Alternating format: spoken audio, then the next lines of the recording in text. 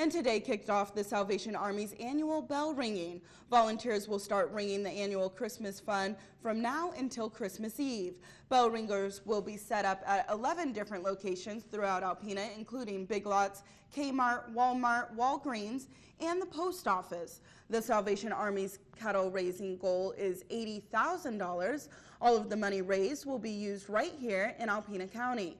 Bell ringing coordinator Shirley Herring says watching the community come together and donate is really amazing.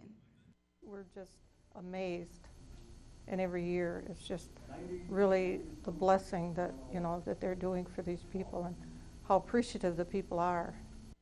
The Salvation Army currently has around 30 bell ringers, but they are always looking for more, and if you would like to volunteer, you can call 358-2769.